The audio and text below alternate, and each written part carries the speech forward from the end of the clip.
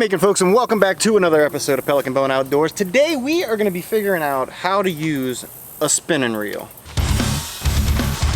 We're going to be keeping it simple. We're just going to go over a few pieces and parts and things you need to know about it, how to put line on it, how to cast it, so on and so forth. But if we're meeting for the first time, my name's Vinny. I've been hunting and fishing for pretty near my whole life, and I know everything there is to know about the subject. That's a lie. All right, so right fast, we're just going to go over these pieces, parts, things you need to know. This right here, just like any other reel, is your crank. This is what you're going to spin to, reel it in and so on and so forth. This right here is your spool. Just like every other reel, that's where your line goes. This here is going to be your drag setting. We'll get into that once we get some line on the reel. And this right here is a pretty important part with this type of reel right here. This is what you call the bail, this wire right here. This is what you're going to do to open it up to let line out. Then you're going to close it, and that's what's going to be wrapping your line right back around your spool. So some of you might have bought these things in a rod and reel combo, or sometimes just the reel itself will already have line on it. If you didn't, we're going to go through how you put line on your spinning reel. So obviously your first step is to get your line. Today we're going to be using Power Pro, my favorite. It is a 30-pound test, green breed. So the first thing you want to do after you get your line is you're going to pop this bail up. Now that is very important because this is what wraps your line around. As this spins, it's going to wrap your line around your spool. So if you tie your knot on here and realize you're on the wrong side of the bail after going through all that trouble tying a knot, maybe you're going to be mad, yeah. So if you've seen my how-to bait caster, how to cast a bait caster video, you know that I like to run my line all the way through all the eyes back down to the reel. And all I'm going to do is tie a simple knot right here. Any old knot will do, it really doesn't matter. As long as it's on there snug enough just to where you can start wrapping that line around. So I'm just going to go ahead and cut my little excess. So after you got your knot tied, you're going to want to flip your bail over and make sure your line is sitting right in this little seat right here. This little thing right there in the middle spins so that your line rolls right over it, and it's just going to wrap it around this spool.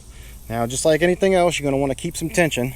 So I'm going to grab it right here on the end down here, just so I can keep some tension on that line while we're reeling it in.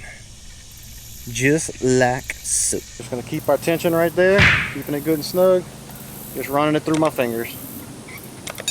Try not to go too fast so I don't burn a hole through my fingers. And one thing you want to make sure of when you got your line on here is you can see right here this little lip right there. What you don't want to do is put too much line to where when you go to cast it, it's past this little edge and you get multiple rings or whatever you want to call it pulling off to the side. And you don't want to have too little, because then it's gonna, as it's coming off, it's going to be hitting this edge a little too much, and it's going to slow your line down, and you're not going to be able to cast as far. Now, as far as your drag goes, this knob right here is to set your drag. If you go clockwise, it's going to tighten it. You go counterclockwise, it's going to loosen it.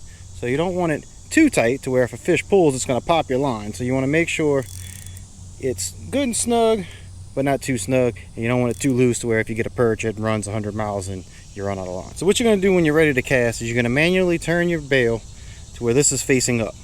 You can do that so you can hold your hand however you really want to hold it. Some people hold it like this, with this between two fingers. You can hold it like this, however you want to hold it, but I'm just more comfortable holding it like this. But you're going to turn your bail up and you're going to grab this line, you're going to put it right there on your pointer finger or your trigger finger, whatever you want to call it, and you're going to hold it. You don't have to pinch it up against your rod, you just want to hold it right there, and that's going to stop the line from going out whenever you flip your bail.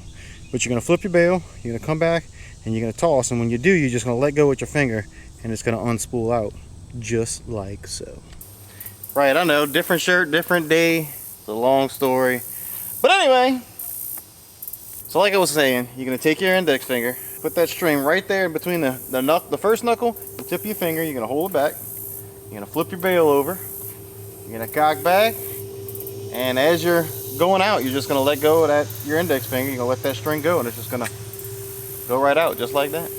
So when you go to cast it and you find it's landing to the right of where you're aiming, how does this light look? Is that terrible lighting? Kind of looks like terrible lighting to me. See if I can get y'all a different angle. There we go, that's a little better. So if you find your lure landing to the right of where you're actually aiming, that means you're letting it go a little too soon, so it's going to shoot off this way. And the same goes for if it goes to the left, then you're releasing a little too late. That's pretty much all there is to a spinning reel. But if you're interested in trying to learn how to cast a bait caster, you can check out this video right here. And if you do, you're probably going to need this video right here shortly thereafter. But anyway, guys, thank you guys so much for watching. Please remember to hit that subscribe button, hit that like button. Let me know what you think about these videos. And, well, until next time, I'm out.